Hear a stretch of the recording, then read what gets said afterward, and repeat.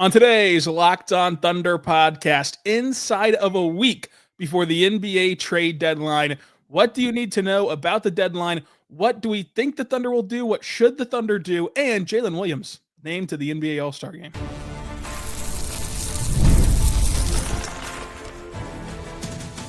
You are Locked On Thunder, your daily Oklahoma City Thunder podcast, part of the Locked On Podcast Network, your team every day. Let's get it going on the Locked On Thunder podcast, on the Locked On Podcast Network, your teams every day.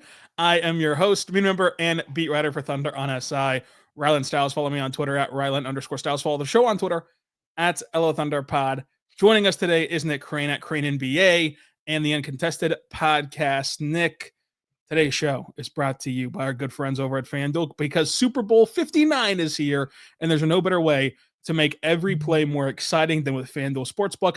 New customers can bet just $5, and if you win, you'll score $200 in bonus bets by downloading the app and heading to FanDuel.com to get started. We're here to talk about the NBA trade deadline, which is inside of a week. Man your battle stations. News could come at any minute. What fun the deadline always is. Who should the Thunder target? Should the Thunder target anyone in general? What should be their plans and everything else? But Nick, how you doing today?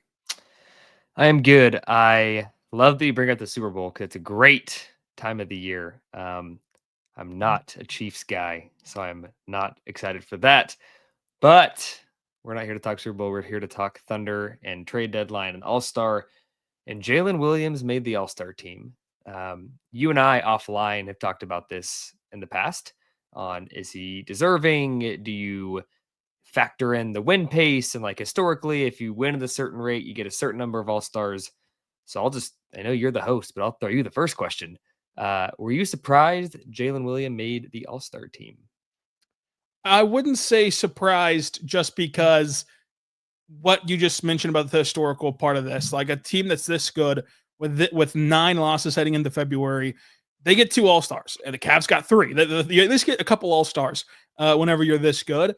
And when you look at who's picking their reserves, like what do coaches care about? Winning games and playing defense. Yeah. What does Jalen Williams do at an elite level? He helps the Thunder win at an elite pace, and he plays elite defense. And obviously, he does have the counting stats too. I mean, 21 points per game is nothing to sneeze at. But when you look at how versatile he is, what a defensive monster he is, and how he helps you impact winning and not just load up on counting stats, that's every coach's dream player. And so if they're going to be given the option of Jalen Williams or name somebody else, they're going to lean Jalen Williams, and he rightfully gets that All-Star spot. Yeah, I'm with you. Like, if all you care about is point, rebounds, and assists, which tends to be Twitter's only argument, like there's been the basketball reference screenshots have been all over the place on Twitter. But yeah, I mean, to your point, like the people voting on the All-Star reserves are the people that know the game more in depth than you and I, even sitting here talking on this podcast. And while there's always going to be snubs and always questionable, players voted in, it's the people that are like the assistant coaches are doing a lot of the scouting, and the head coach is getting all the scouting intel. Like these are the players that the players they're voting for, the players they're preparing for, and the players that get voted in are the players that coaches have nightmares about when they game plan against them. And that's why these players that make it are well deserving, whether you want to call it a snub or not. I'm not saying Jalen Williams should or shouldn't have made it, but like all the snub talk, like that was the talk of the town on NBA Twitter today. Just remember, the people voting know better than all of us.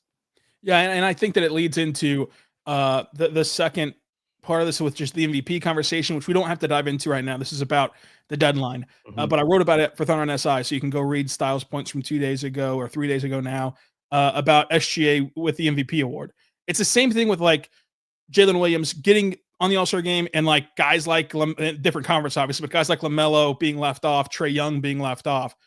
We've always done it this way. Like in the history of the league, it's always been predicated on like good teams get multiple guys, no matter what. Yeah. Defense matters to these coaches who select things. That's been like tried and true. And on the MVP part of things, we've never just given away the MVP trophy to the best player in the world every single time. And to prove that point, if Jokic won this one, he'd tie LeBron James already.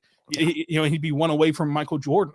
And we've just never done that in the history of the league. And perhaps we should have been doing that. Perhaps that should be the way things should have been done in the past, but it would set a whole new precedent for the league that I don't know that they want to set. And I think that that's partly why, on top of him being deserving, that Shea is the front runner. Because in my opinion, if you give Jokic the MVP this season, and I'm not here to throw stones from a glass house. If you want to vote for Jokic, I think you're well within your right, because he is doing these Wilt awesome. Chamberlain, Paul Bunyan things. Like this is stuff of fables that you're seeing him do. I'm with you. Like he's a deserving candidate, but if you do it to him for this year again and give him another MVP, then how can you, in good conscience, ever not vote for him until his peak is over? Because Nick, what's he going to do next year? He's going to triple double. He's going to carry a roster that we think has flaws to a top 4 seed in the West in a very competitive conference. And he's going to put up these nobody's done this since the Peach Basket days stats almost every single night, to where if you're going to vote for him right now, you got to vote for him next year and the year after that and the year after that.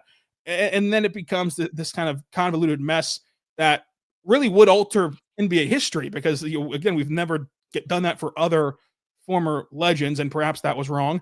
Just like this with the All-Star voting. Like, yes, it sucks that Trae Young and LaMelo aren't going to be in this game from a ratings or entertainment aspect. There's no debate that either one of those guys is more eye-catching, is eye candy than Tyler Hero. But we've never voted on the All-Star game that way for the reserve spot. Now, of course, the fan vote and stuff can do that, which is why LaMelo won the fan vote. But I really don't think you can just alter or ignore how we've previously done things. But with that being said, congratulations to Jalen Williams for making the team 2 All-Stars for OKC. And since like 09-10, I believe it said in the press release, the Thunder have tied for the most All-Star representatives, which is another feather in their cap of such a historic organization since relocation from Seattle. NBA trade deadline is right around the corner. It is Thursday. Thursday's the deadline. Just real quick in general about the deadline. How do you take in the NBA trade deadline? Like, is it something that you look forward to, anticipate? What do you do on deadline day? Yeah. So right now, a week or a little bit less than a week away, I'm super amped and excited. It's like one of the most poppin', happening rumor mill. I'm to the point now where it's like half the stuff I see on Twitter from like reporters, I don't necessarily believe, but it's still like, it's slop. We love it. Like, we consume this stuff. And this happens every year, where it's like one of my favorite times of the year. But what ends up happening is like a lot of things in life, I think the lead up is more fun than the event. There's always these great things, these vacations, these trips, these, whatever it is that you like to do. And sometimes it's like the idea of it and leading up to it's more fun. And I think for me, every year, like day of, I wake up, it's like, it's trade deadline, what's going to happen? And then you kind of sit there a lot of times for just hours waiting, and you're like, it's kind of boring. And then it picks up closer to, you may have like a couple, along the way, but then the last couple hours, it's amazing. So for me, it's like, I always think it's going to be this crazy wild day that's different than another, but it ends up just being like a couple of busy hours in the afternoon. I still love it. Don't get me wrong. I'm not discounting the deadline day, but that's typically how it goes for me. Yeah, I fall for it every year as well, and it is fun. I mean, every year I have on NBA TV or whatever on the television. You have a dual monitor setup where you got TweetDeck loaded up with all the tweets coming in about the deadline. Then you're working on your actual computer. It's a lot of fun. I go get coffee earlier than I usually do in the morning. That way I'm back, settled in, ready to go. I go get it about 8:30. Okay.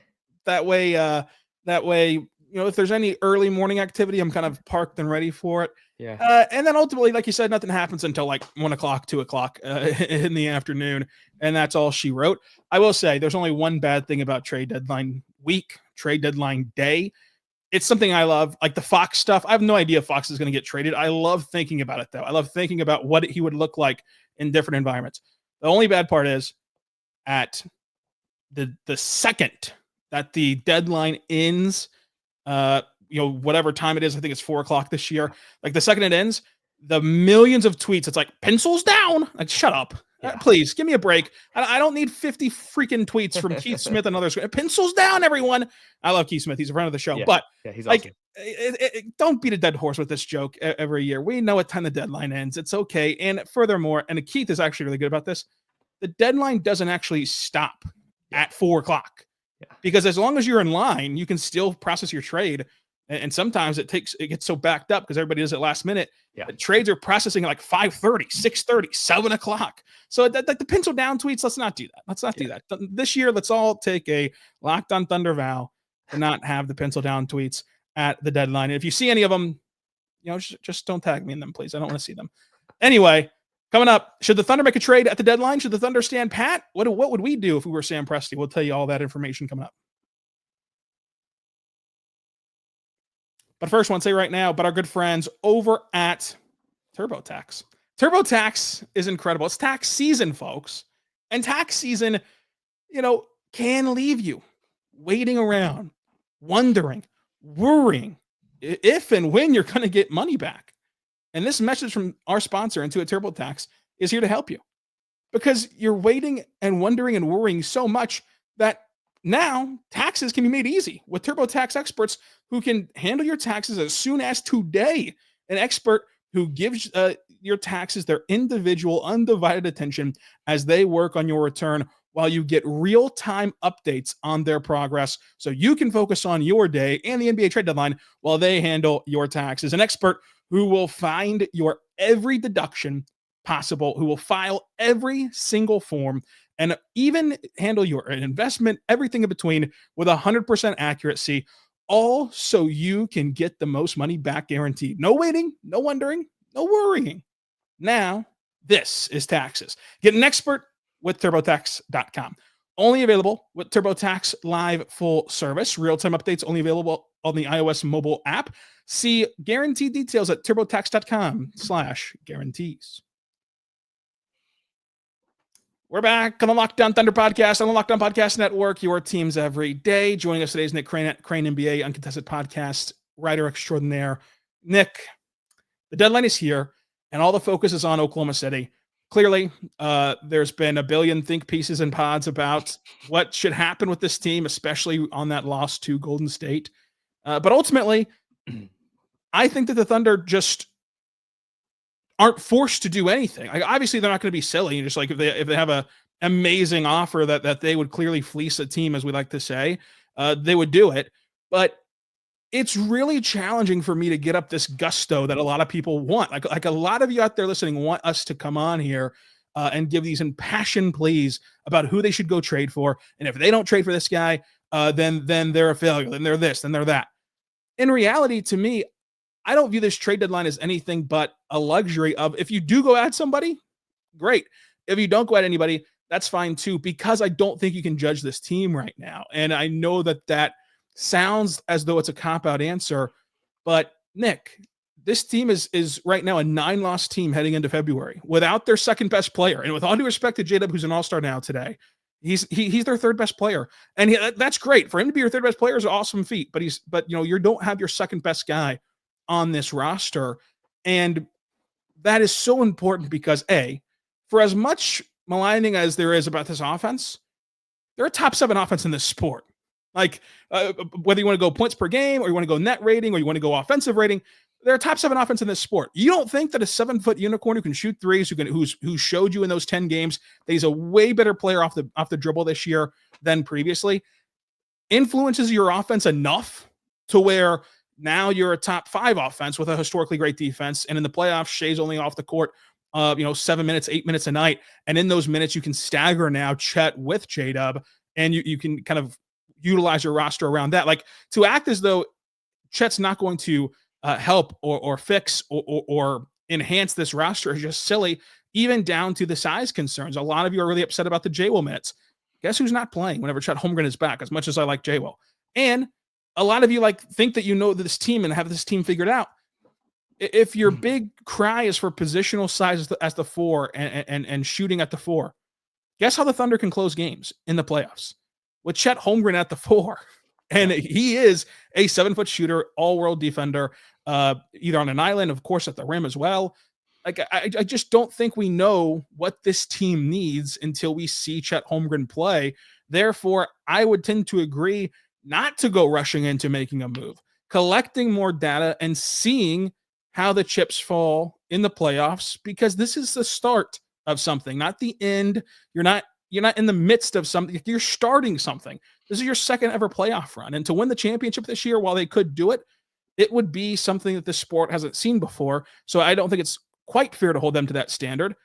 And I don't think that there's a no risk move out there, because even Cam Johnson, who is my personal favorite for this team, if they were going to go make a move, he does present some risk because you're losing the chemistry of whoever you trade. You're bringing him into what has been plainly obvious a difficult system to pick up on the fly. Even guys who have Caruso, who started here from the start of the season, there are times where he still does not look comfortable in this system, and he's a very good basketball player.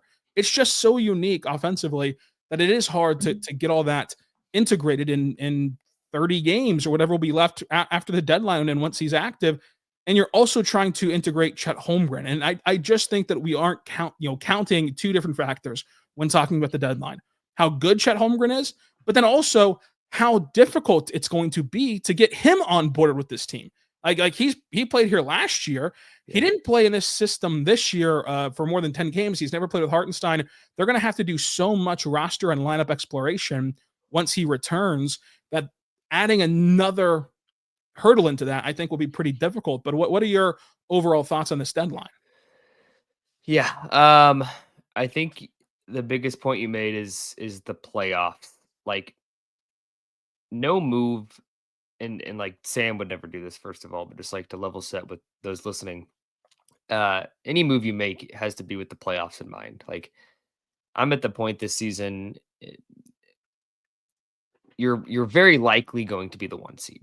Even if you fall to the 2, it's not the end of the world, right? Like, we've seen the Mavs last year went to the conference finals, did not have home court advantage against many of the teams they played against. I think that the regular season at this point is all about staying healthy and exploring. I know a lot of the fan base hates the exploratory minutes and the developmental minutes. I'm of the belief, like, whether you lose to the Wizards or beat the Celtics, a win is a win, a loss is a loss, right? And you're collecting data points along the way. So any deadline move, like the level set, needs to be with the playoffs in mind. Why I think the Thunder should not make them, I'll give you both sides of the coin. Why the Thunder should not make a move, I think primarily the chemistry piece you mentioned is pretty important. I also just think that, like, they have the guys that in a half court setting with the elevated minutes in the playoffs, you're not going to have as many. If you're one of the people out there that thinks the offense needs some juice, and I'm not saying I disagree, there's going to be fewer of those minutes that feel like it needs the juice, because guys are going to be playing more minutes and they're going to be playing more strategic minutes together. Like, there's going to be, in a 48-minute game, Mark's going to find ways that all 48 minutes you're going to have some offensive juice. Whereas now he's kind of exploring and letting guys figure it out. It's not going to happen in the playoffs. I just think that, like, the team that's dominant, especially defensively, you don't necessarily need to make a trade to still be the favorite. Like, they're the favorite today.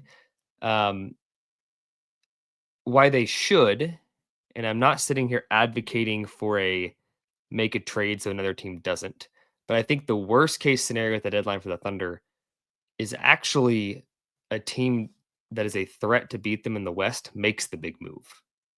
If Memphis did land Jimmy Butler, or if the Rockets, not that I'm super, like, concerned about the Rockets beating the Thunder, but if the Rockets landed Cam Johnson, like, that's almost like in basketball when you miss a bunny layup and the other team hits a 3, it's like a 5-point swing.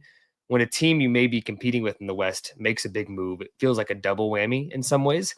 So I'm not saying they should, if the Thunder get win, the Rockets are trying to trade for Cam Johnson, they should change their approach and trade for him. But that's part of the calculus that kind of goes into the logic here. I just think that if they do make a trade, it should not be one that impacts their top 6 rotation when healthy. Like, their top 6 is unbelievably good. As much as I think Cam Johnson would be awesome for this team, and if they trade for him, he will probably be awesome. Your playoff top 6 is already good enough to win a title, right? It's the 7 through 9 or 10 if Mark goes deeper that could potentially use some help. And that's the part of the lineup that I think you can make a case that it would maybe make sense to make a move. And I think that some of this deadline fodder is like you're chasing the impossible, and that's not a good way to conduct things, in my opinion. Of there's never been a perfect NBA team. Like last year's Celtics team, for as dominant as they weren't perfect. They had the least amount of issues. Yep. This year's Thunder team, while having more adversity than they ever will get credit for because of their record. Like they've dealt with losing Hartenstein 20 games and Chet will miss 35. He's already missed 35 games, almost 40 something games this season. Caruso has been in and out of the lineup and they've missed a smattering amount of guys along the way. I mean, Jay Will didn't start the year. Kinders didn't start the year. Caruso, AJ's out now. Like they've had so much injury misfortune, and yet every metric tells you that they're a bona fide title team. Not just that, though, that they're a historic team. Every single metric tells you that. And we haven't seen this team at full strength. We haven't seen this team play the way they're designed to play. And they're already this good. And so would a Cam Johnson trade make you, 10% better as a team that can hit reliable shots in the playoffs? You feel more comfortable in that fact? I think he would.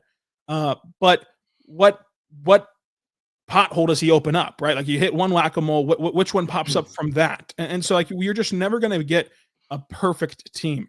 I think that right now the metrics tell you that this team is as perfect as you can really get, considering those anecdotes of what we just mentioned. And they're kind of just sitting here banking on the second postseason run from Wiggins and Joe and Kaysen, that they'll be able to hit big time shots when they count and when they matter, like their second go around, because they could not do it their first. Absolutely, they could not do it. And that's a gamble. That's a risk. Because what if they don't? Like what if they're still not there? What if they're never going to be the players who can do that? We don't know that on February 31st or whatever the day is. Like we just don't know that right now. We won't know it until it's too late, and that's hindsight is 50-50 at that point. So we've laid out the case for what we think that they're going to do, kind of alluding to what we think they're going to do and why they shouldn't make a move.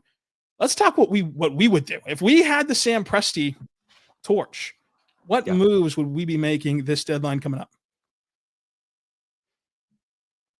But first, I want to say right now, but our friends over at FanDuel, go check out FanDuel today because Super Bowl 59 is here. One game, two teams, endless possibilities. There's no better way to make every play more exciting than with FanDuel Sportsbook. Whether it's predicting the first touchdown, calling the MVP, or even betting on the coin toss, FanDuel makes it easy to get in on the action with live bets all game long. You can adjust your bets as the game unfolds and feel the thrill from kickoff to the final whistle.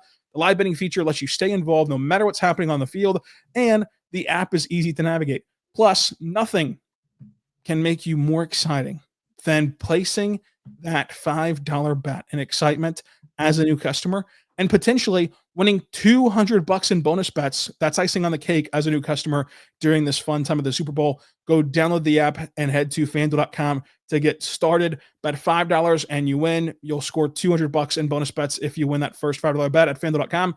Bet with FanDuel, the official partner of Super Bowl 59. And they also have NBA odds, which you can go get in on, like the Mavericks 1-point underdog in Detroit. Tim Hardaway Jr. revenge game. We'll see at FanDuel.com. We're back on the Lockdown Thunder podcast. Nick Crain, Uncontested Pod here joining us. Nick Crain, if I called you up today and said, Nick, I just got a very important call. I don't know why he's using me as a middleman, but I'm here to tell you, you're taking over the Thunder. You've got the deadline to operate. Who would you try to go get for this team? What's funny is you joke about that, but Sam Presti, when he took over the franchise, was like relatively our age.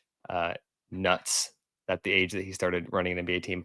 I've got a list of guys. Podcasters. He was running an NBA franchise. Yeah. I got a list of names. Talking hoops. I want to start with, I'll start with a player, and then I'll start with a not player. And you'll see what I mean by that. The first name, and this is not one that is like revolutionary. It's been all over Twitter the past couple days. But I think if you're going to make the lowest risk possible move that has no impact on your future cap, has familiarity with the franchise, and does fill some voids, though to your point earlier, also opens up some potholes that don't exist today. Chris Paul, I don't know if he will be available. I don't know if the Spurs make a bigger move that make him more available than he is today. But if you asked me, if I was Sam Presti or the middleman for Sam Presti, and it was like, what's the lowest risk move you can make that actually might move the needle a little bit, I think it might be Chris Paul. Yeah, and you could see him being like the Derek Fisher of this era, of this core, and he would be able to give you that table setting, steadying hand, especially when teams zone up on the Thunder. That's giving them trouble. And what I love about the Chris Paul move would be to make that move would be signaling that you've had the back channeling conversations. Like he's willing to ideally not play a single minute. Like ideally, this team is so good that they don't need to use Chris Paul. Yeah. But he's willing to take a back seat, play 10 to 12 minutes a night, and just be that steady Eddie veteran in the locker room. And the reason why I think that would be so important and so impactful is that yes, Chris Paul is a shell of himself from his peak, but think about how he would be used with this team. They have the defenders to cover up him being a weak spot defensively. That's one of the potholes that would open up. Like you would instead go from every lineup has 5 good defenders to, hey, this lineup only has 4 good defenders, and if he's out there with Wiggins, 3.5 good defenders on the court, that would be difficult. But offensively, to give yourself the break glass in case of emergency option of you get to the playoffs, lights are bright, and J-Dub's still not ready to be an on-ball offensive engine in that setting.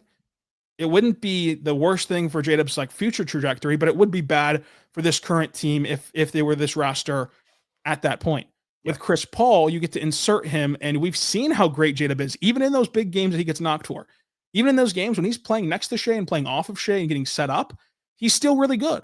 And so you would give yourself the insurance policy that if he can't drive the bus himself with a second unit, you lob in Chris Paul. He drives, he sets the table, lets J-Dub be more comfortable. With more comfortability becomes more confidence and becomes more production. And then you can save games and series that way.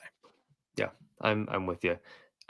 Next one on my list, the Warriors 2029 first round pick is what I would be looking at trading for. It's already been reported the Thunder was interested in the Phoenix pick, the 2031 pick that was flipped for 3 firsts. I think you connect the dots there. Sam Presti's always been a guy that wants to kick the can a little bit when he has too many draft picks in one draft. The Thunder already has like about to be 15 guys if AJ gets converted that are like guys you could see being on the team another year. You can't use every draft pick, and I could see him looking to leverage. Everything's leverage with Sam at this deadline, and it has always been. He's not going to make a move because he has to. He's going to make a move because he has the leverage, and the other team is against the wall a little bit. And the Warriors feel like a team that if they want to get involved with Jimmy, or they want to get involved with whoever it may be, they may want to do a similar move with the team they're trading with that may value multiple firsts over one juicier first. And I could see the Thunder getting their way in that kind of deal. And so the 2029 one is just one that I've looked at on their timeline that I think Sam would be interested in. Yeah, so I'll let you get to your next player, but I will say I totally agree. The Thunder need to make a move, in my opinion. That's that consolidation trade where you, well, I guess that's not the right verbiage for this, but kicking these draft picks down the road of you just can't take on these draft picks, even though I really like this draft class, if you want to keep these other guys. Now, maybe we're wrong and like they're ready to move on from Moose. They're already ready to move on from Dylan Jones. Like it's like those spots then open up quickly if we're wrong and that's the case. But as it stands right now, you have too many picks in this draft. I think that there's a misnotion that like that's an every draft thing. They don't have too many picks in the future because eventually they're going to be forced to move some of these current guys to then replace them with cost-controlled talent. And then that's where those picks become valuable. And that's why I don't think that they're going to go make a trade one day with $1 billion first-round picks for one star, because you need those picks to supplement the bottom of your roster as you pay these top-tier guys, and they're more expensive. So I agree that is one of the I think that's the top target of this deadline would be find some future pick that you like the odds of it becoming a better pick than it looks right now, and moving the draft pick further down the road. But your next player or next item, I guess. Yeah, no, next one's a player, and it's one that like is not sexy, and I don't think he is a guy that would maybe even play in the playoffs. But I'm a big believer in like insurance. And worst come to worst, like you could come into a playoff series, first round, second round, third round, finals, and just like you're 4 or 5 guys down.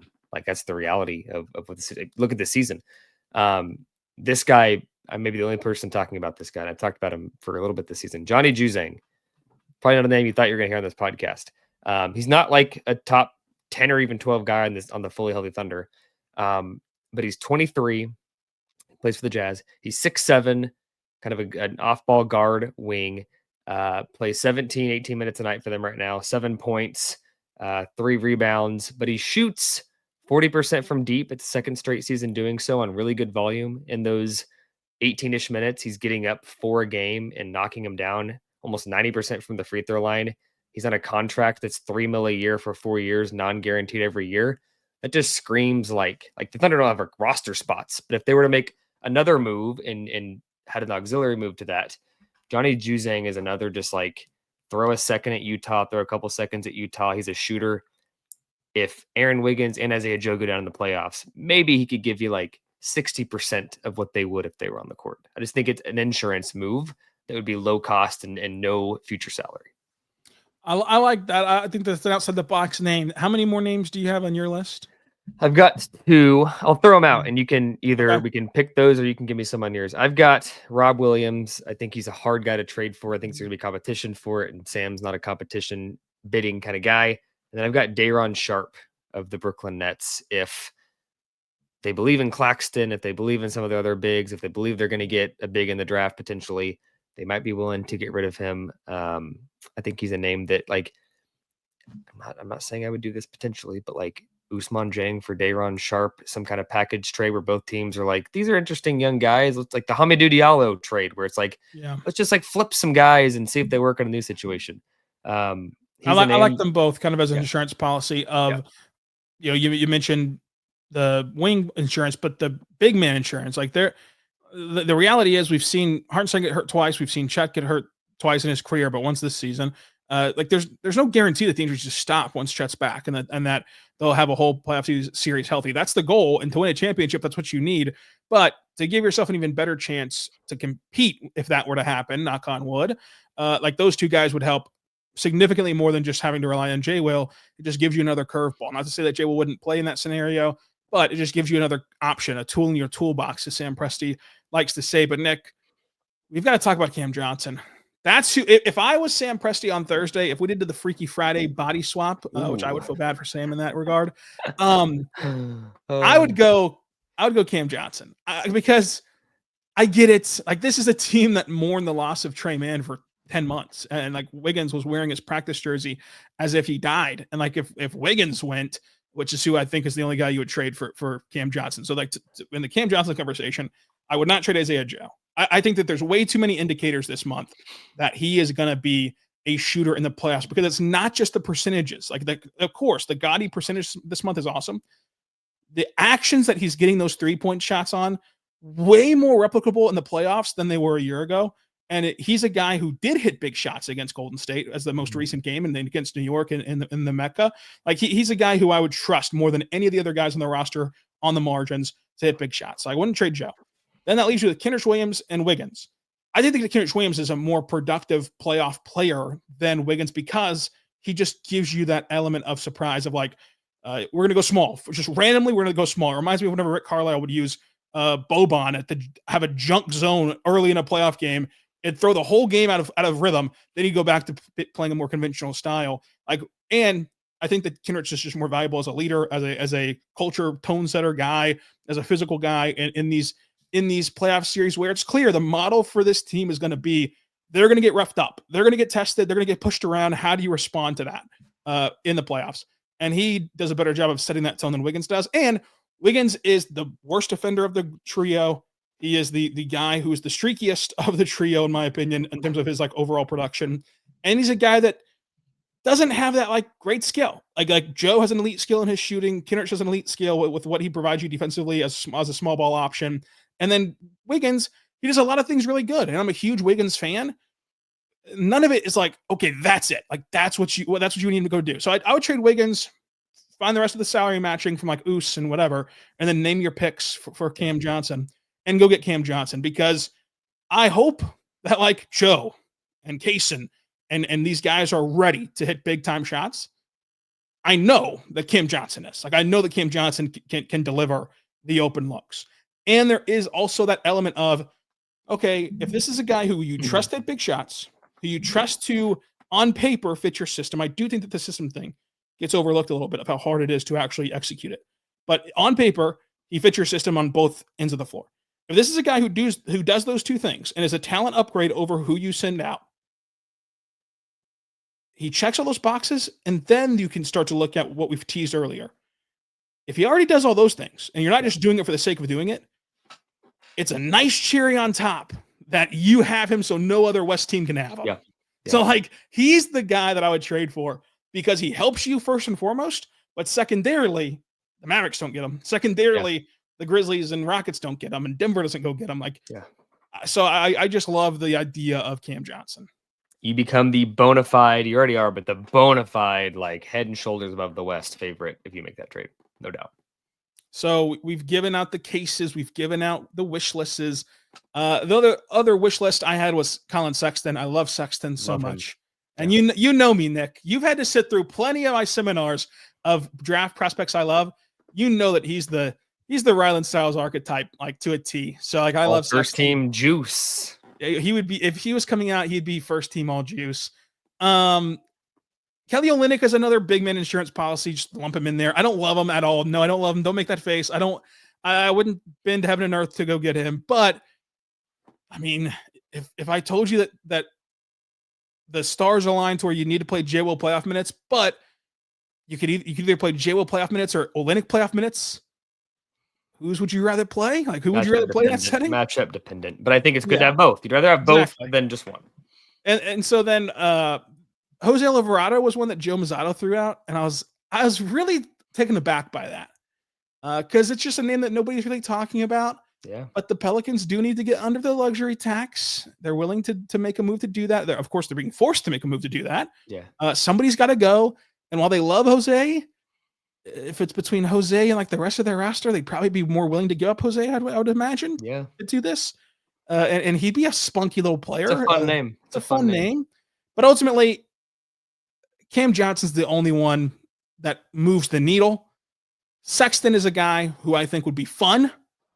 Paul is a guy who I think, Chris Paul is a guy who I think you can easily see the vision. And then the rest of it is just talk. And at that point, if it's just being talk or it just being like what you said, swap player for player, why disrupt a historic team to do that? So like to me, that's where the fine line comes in of what they should do at the deadline. But with all this being said, to put a bow on this mega pod, you, Nick Crain, what is your prediction for what the Thunder will do Thursday? I think they will make two moves. I think one will be the pick trade to get future picks for more recent picks, I guess you could say. And I think they will also make a move that is what I described, like changing up the guys in that 7 to 10, 7 to 12 range. Like, they're not going to, I don't think they're going to trade for a top 6-7 guy. I think it's going to be like the Usman, Jang, Day'Ron Sharp kind of trade, where it's like a guy that probably is not going to play either way, but it's a better positional insurance policy and a new look at a guy. So I like that prediction. My prediction is going to be the pick trade will happen. And then my second prediction is a sneaky one. Not a trade, but they're going to shuffle the roster in a different way. AJ's converted. Brandon Carlson's on a 2-way, and that's your roster. That's your roster for the rest of the year, and it is what it is. And you've shuffled around some draft picks. But Nick, if they go do the Cam Johnson thing, which is what I would do, what a fun pod. We will have a 30-minute pod on just how Cam Johnson fits. There's no question. We can commit to that. We will commit to that because Nick Crain, as always, on Fridays, he's going to be back recapping the deadline next week. Follow him on Twitter at Crain NBA, Uncontested Podcast, Media Luminary, and Cabo Extraordinaire, Cabo Connoisseur, Nick Crain. Until next time, be good and be good to one another.